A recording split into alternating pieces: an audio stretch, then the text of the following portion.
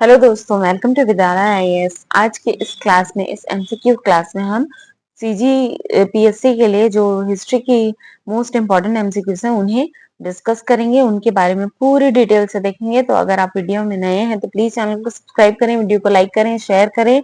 और आज का हमारा पहला क्वेश्चन है, रायपुर जिले से प्राप्त राजा भीमसेन के आरंग ताम्रपत्र में निम्न में से किन राजाओं का उल्लेख किया गया है। तो भीमसेन का आरंग ताम्रपत्र मतलब किस वंश के बारे में बात हो रही है यहाँ पर? राजर्षि तुल्य वंश के बारे में बात हो रही है, ठीक है। जिनके जो साक्ष्य होते हैं वो आरंग से मिले हैं।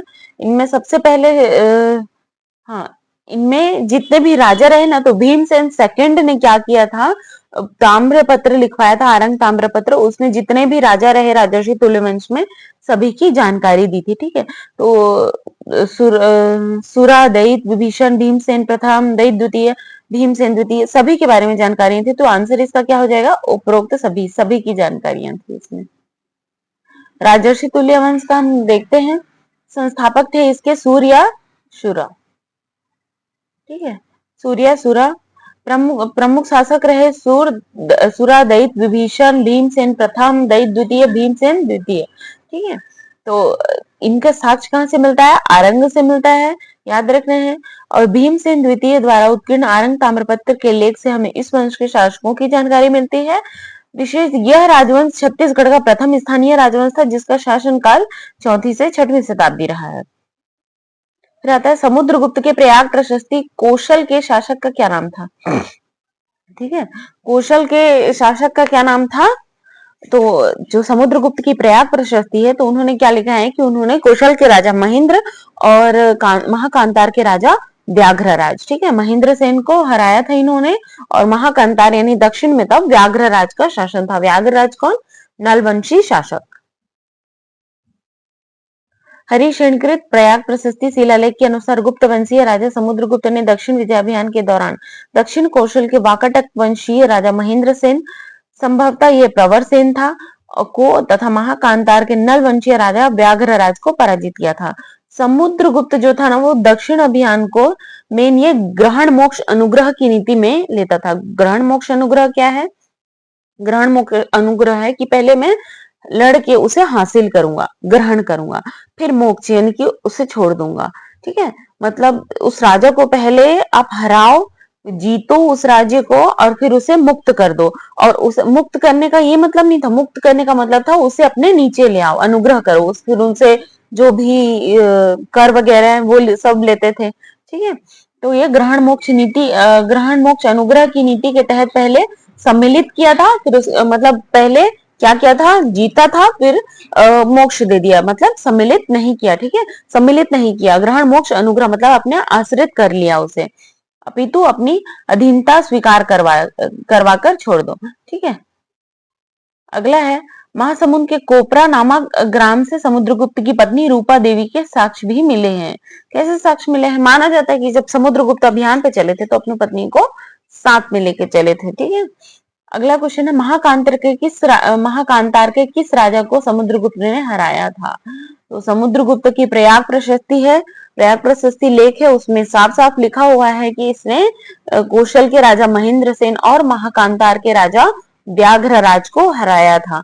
तो कौशल के राजा महेंद्र सेन का स्पष्ट वर्णन नहीं मिलता, लेकिन टाइमलाइन में लाने पर ना ये प्रवर सेन सेकंड के बारे में जानकारी मिलती है। तो प्रवर सेन फर्स्ट या सेकंड, ठीक है। तो इसने हराया था महाकांतार के शासक व्याघ्रराज को। आंसर हो जाएगा बी। अगला है, मेघदूत में वर्णित रामगिरी छत्तीसगढ़ के किस जिले में है? रामगिरी छत्तीसगढ़ के किस जिले में है? रामगिरी यह है सरगुजा जिले में। मेघदूतम किसकी रचना है? ये कालिदास की रचना है, ठीक है, कालिदास की रचना है। कालिदास ने छत्तीसगढ़ आगमन के दौरान सरगुजा की रामगिरी या रामगढ़ की पहाड़ी में मेघदूतम की रचना की थी, जो मूलतः संस्कृत भाषा में है, जिसका छत्तीसगढ़ी में अनुवाद मुकुटधर पांडे जी ने किया है। छत्तीसगढ़ के बानभरत में निम्नलिखित गुप्त शासक का सिक्का प्राप्त नहीं हुआ। किस गुप्त शासक का सिक्का प्राप्त नहीं हुआ? देखिए, बानभरत में ना जब आयोग का लिया हुआ उत्तर है ये, तो आयोग तो अपना ही अलग टेंजेंट पे घूमता है। बाण भरत में टोटल 9 सिक्के मिले हैं, ठीक है, जिसमें से एक सिक्का है कुमार गुप्त का, एक सिक्का कांच का मिला है, वो रामगुप्त का माना जाता है, और जो 7 सिक्के बाकी के हैं वो स्कंदगुप्त के हैं, ठीक है, माने जाते हैं ऐसे स्कंदगुप्त के। लेकिन आयोग ने इसका उत्तर लिया था कि छत्तीसगढ़ में स्कंदगुप्त का कोई सिक्का नहीं मिला है। अब आता है अगला, सुतनुका नामक देवदासी का उल्लेख किस शिलालेख में हुआ है? सुतनुका नामक देवदासी का उल्लेख किस शिलालेख में हुआ है? सीजीपीएससी का फेवरेट जोन है ये, सीता बेंगरा, जोगी मारा, किरारी या गुंजी। तो देखिए किरारी गुंजी का तो कोई गुंजाइश ही नहीं है, तो दो किस में फंसना है, जोगी मारा या सीता बेंगरा। तो आंसर क्या हो जाएगा यहाँ पे? आंसर है यहाँ पे जोगी मारा, ठीक है। जोगी मारा की गुफा में सुतनुका देवदासी का वर्णन मिलता है। आइए अब यहाँ पे जोगी मारा को हम पूरे डिटेल से देखते हैं। जोगी मारा जो रामगढ़ की पहाड़ी है ना, पूरी पहाड़ी रामगढ़ की पहाड़ी कहलाती है, ठीक है। उसमें सीता बेंगरा है, लक्ष्मण बेंगरा है, जोगी मारा है, अलग अलग गुफाओं के जोन बने हुए हैं। तो जिसमें जोगी मारा की गुफा है वो जोगी मारा की गुफा वो मेन है, ठीक है। उपनाम इसका क्या है, मतलब ये रामगढ़ की पहाड़ी में है। उपनाम इसका क्या कहा जाता है कि भारतीय चित्रकला में वरुण देव का मंदिर माना गया है। एग्जाम में आ सकता है, वरुण देव का मंदिर छत्तीसगढ़ में कहाँ स्थित है? तो पुरातन काल में जो वरुण देव का मंदिर बना था वो जोगी मारा को माना गया है, ठीक है। वरुण देव को समर्पित सुतनुका नामक देवदासी के निवास के कारण, ठीक है। सुतनुका क्या थी? एक देवदासी थी। देवदासी कौन होते हैं? जो मतलब मंदिरों को समर्पित कर दी जाती हैं भगवान के नाम पर। किसी मान लीजिए कि पहले क्या होता था कि कई पिता 2-3 पुत्री नहीं रख पाते थे, ठीक है, तो उसको क्या करते थे, मंदिरों में दे देते थे। मंदिरों में उनके साथ कुछ शोषण भी होता था, उन्हें देवदासी नाम दे दिया गया, ठीक है। वरुण देव को समर्पित सुतनुका नामक देवदासी के कारण। अभिलेख क्या है? इस गुफा में मौर्य कालीन एक उत्कीर्ण लिपि मिली है। ब्राह्मी मतलब क्या है? ब्राह्मी लिपि भाषा पाली में प्राप्त हुआ है। मतलब एक उत्कीर्ण लेख मिला है यहाँ पे, जो किस भाषा में है? पाली भाषा में है। लिपि इसकी ब्राह्मी है, मतलब माना गया है कि ये मौर्य कालीन होगा, ठीक है, क्योंकि मौर्य कालीन ही थोड़ा सा ब्राह्मी लिपि तब अशोक के काल में चरम पर था, ठीक है। जो सुतनुका नामक देवदासी का एक रूप दक्ष देवदत्त या देवदीन के प्रेम का वर्णन है। सुतनुका है उधर देवदीन है, दोनों के प्रेम का वर्णन मिलता है। रामगढ़ की पहाड़ी में स्थित जोगी मारा की गुफा में नर्तक देवदत्त और नर्तकी सुतनुका के प्रेम गाथा का वर्णन है। इसके खोजकर्ता कौन है? खोजकर्ता है इसके कर्नल आउसले, ठीक है, कर्नल आउसले इसके खोज करते हैं। अवलोकन करता कौन है? Captain T blanche, captain T blanche. खोज के बहुत बाद में अवलोकन हुआ था। खोज तो इसका 1848 में ही हो गया था, लेकिन अवलोकन 1904 में हुआ था कैप्टन टी ब्लांश के द्वारा। समानता मानी जाती है कि इसकी अजंता और जो भी बाघ के भित्ति चित्र हैं उनसे समकक्ष है, मतलब उन्हीं के समान है। अगला है, यह कहा जाता है कि छत्तीसगढ़ में पाए गए पुरातत्व सिक्के ईसा पूर्व 2री सदी से संबंधित है। इन मूल्यवान सिक्कों का क्या नाम है?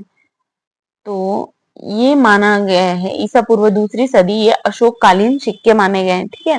ये इन्हें आहत मुद्रा या पंचमार्क मुद्रा कहा जाता था। आहत सिक्के या पंचमार्क सिक्के, ठीक है।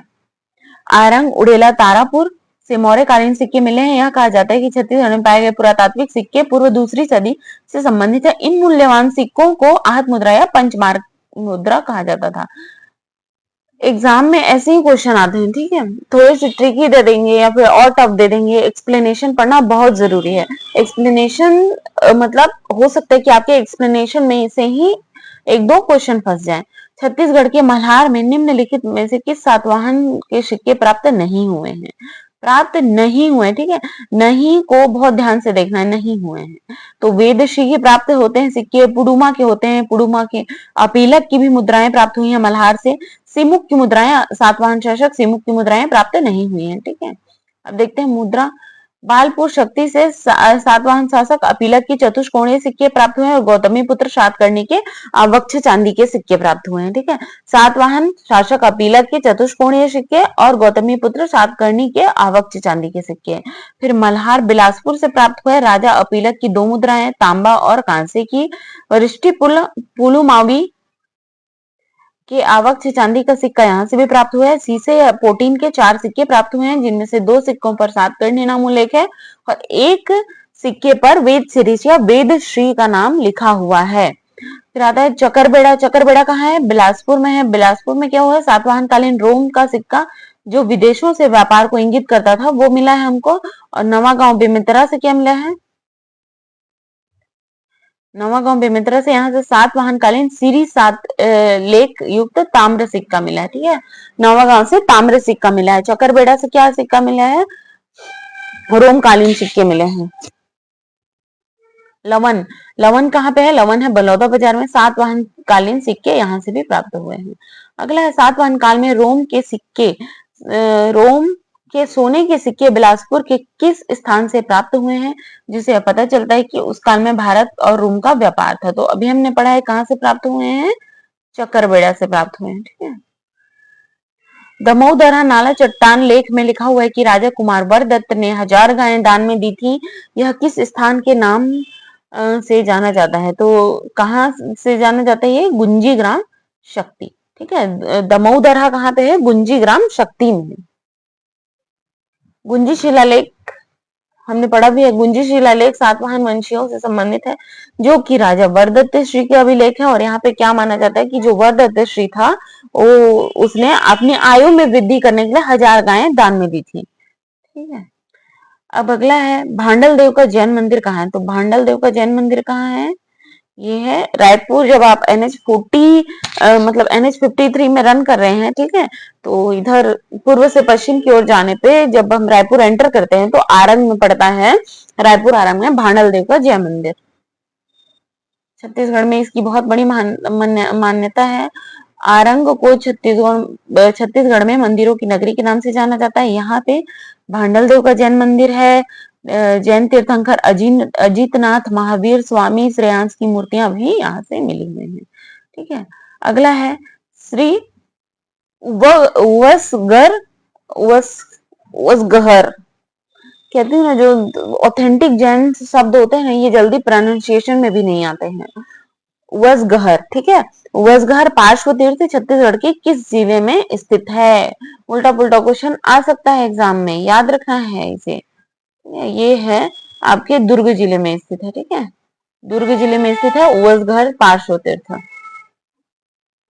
ऋषभ तीर्थ छत्तीसगढ़ के किस जिले में? ऋषभ तीर्थ कहाँ है? जांजगीर चांपा में स्थित है। ठीक है, ऋषभ तीर्थ के बारे में देखते हैं। ऋषभ तीर्थ क्या है? छत्तीसगढ़ वर्तमान शक्ति जिले के गुंजी दमोदरा में है।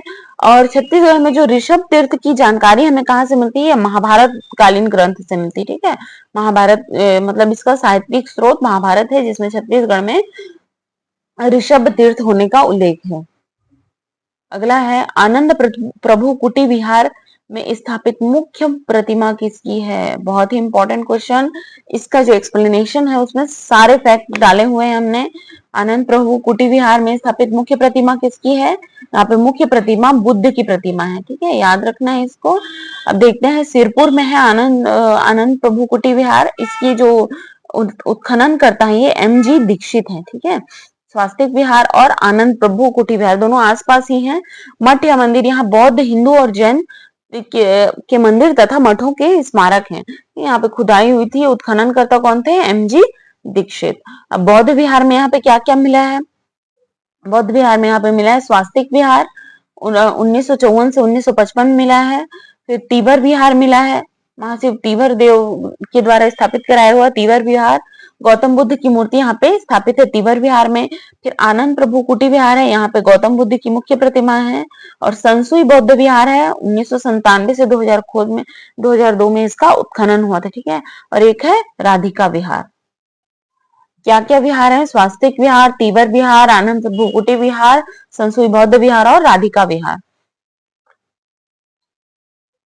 विहार और चैत्य में आपको अंतर पता होना चाहिए कि जो विहार है वो रहने का स्थान था बौद्ध भिक्षुओं का, और जो चैत्य है वो पूजा करने का स्थान होता है। ठीक है, जहाँ पे वो पूजा करते हैं। निर्माण देखते हैं, इसका निर्माण किसने कराया था? संभवतः इसका निर्माण महाशिवगुप्त बालार्जुन ने सिरपुर क्षेत्र में अनेक बौद्ध विहार का निर्माण कराया था। इसकी प्रतिमाएं देखते हैं, पीतल से निर्मित बौद्ध मूर्तियां हैं। ठीक है, पीतल की हैं सारी मूर्तियां। बौद्ध टीला एक सिरपुर में स्थित है, बौद्ध टीला। शैली क्या रही है? शैली इनके बालचंद जैन के अनुसार सिरपुर की धातु प्रतिमाओं का निर्माण शैली नालंदा शैली से प्रभावित है। ठीक है, नालंदा शैली से प्रभावित है। यहाँ की मुद्रा कैसी थी? मुद्रा का मतलब पैसे वाली मुद्रा नहीं, मतलब जो गौतम बुद्ध की अनेक मुद्राओं का वर्णन है, वरद मुद्रा। ठीक है, तो यहाँ पे उनकी कौन सी मुद्रा की मूर्ति प्राप्त हुई है? यहाँ जो गौतम बुद्ध की मुद्रा है वो बोधि वृक्ष के नीचे जब वो धर्म चक्र प्रवर्तन मुद्रा में दिखाया गया था उनको पहली शिक्षा। ठीक है, जो उनकी पहली शिक्षा है वो धर्म चक्र प्रवर्तन है, वहां पे वही की मुद्रा धर्म चक्र प्रवर्तन की मुद्रा कहलाई है। सिरपुर तथा मल्हार के बौद्ध धर्म के तंत्रवाद से प्रभावित शाखा वज्रयान एवं सहजयान के विकास की भी यहाँ पे क्या मिले? साक्ष्य मिले हैं। किस ग्रंथ से जानकारी मिलती है कि गौतम बुद्ध कुछ समय के लिए सिरपुर आए थे? तो देखिए, बौद्ध ग्रंथों को, बौद्ध साहित्यों को किन भागों में बांटा गया है? सुत्त पिटक, विनय पिटक, अभिधम्म पिटक। ठीक है, जो सुत्त पिटक है उसमें क्या बताए गए हैं? जितने भी जो संघ से मतलब जो बौद्ध के द्वारा जो विशेष शिक्षाएं हैं, ठीक है, बौद्ध के बारे में जितनी शिक्षाएं वो सब सुत्त पिटक में बताई गई हैं। विनय पिटक क्या बताता है? संघ के नियम बताता है, वहां पे क्या क्या मतलब पनिशमेंट्स हैं, क्या क्या वहां पे फॉलो करना पड़ता है। ठीक है, नियम विनियम सब विनय पिटक बताता है। अभिधम्म पिटक क्या बताता है? अभिधम्म पिटक बताता है बुद्ध के बारे में ही।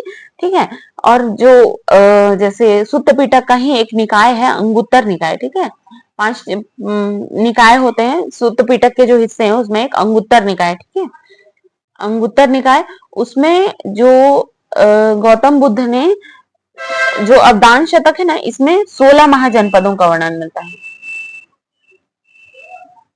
और जो गौतम बुद्ध की यात्राएं, ठीक है, अब जब गौतम बुद्ध छत्तीसगढ़ आए थे तो उनकी यात्राओं का भी वर्णन होगा। और अंगुत्तर निकाय में, ठीक है, अंगुत्तर निकाय में क्या मिलता है? अंगुत्तर निकाय में ये साक्ष्य मिलता है कि गौतम बुद्ध छत्तीसगढ़ आए थे। याद रखना है दोनों में क्या अंतर है। अवदान शतक जो है वो क्या बताता है? गलत हो गई क्या मैं?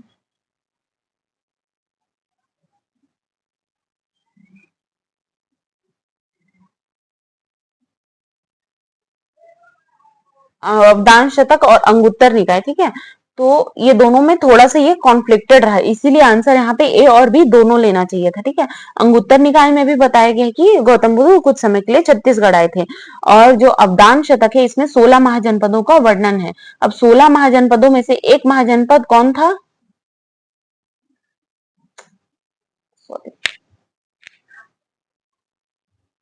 16 महाजनपदों में से एक महाजनपद था चेदी जनपद। ठीक है, चेदी महाजनपद जिसके अंतर्गत छत्तीसगढ़ आता था। ठीक है, जिसे बाद में चेदीसगढ़ से छत्तीसगढ़ अपभ्रंशों की भी बना है। तो यहाँ पे आंसर लिया गया था अवदान शतक, लेकिन आंसर आना चाहिए था 2। ये आयोग के द्वारा लिया गया उत्तर है। ठीक है, किसी एग्जाम में आयोग ने लिया था। अगर आगे पूछता है तो आपको अवदान शतक ही उत्तर लेना है, लेकिन अवदान शतक अगर नहीं होता है तो अंगुत्तर निकाय भी हो सकता है उत्तर। ठीक है, अवदान शतक अंगुत्तर निकाय दोनों में बताया गया है कि गौतम बुद्ध छत्तीसगढ़ आए थे, लेकिन अवदान शतक में 16 महाजनपदों का स्पष्ट वर्णन है कि जो गौतम बुद्ध थे उन्होंने 16 महाजनपदों की यात्रा की थी। तो यहां से भी प्रूफ आता है कि गौतम बुद्ध छत्तीसगढ़ आए थे। ठीक है, तो आज की क्लास यहीं तक थी। लास्ट वाले क्वेश्चन में थोड़ा सा कंफ्यूजन रहा है, जिसे हम अगले वीडियो में भी क्या करेंगे, डिस्कस कर लेंगे। तो अगर आपको ये क्लास अच्छी लगी तो प्लीज लाइक करें, आपका एक लाइक ही वीडियो को आगे बढ़ाता है।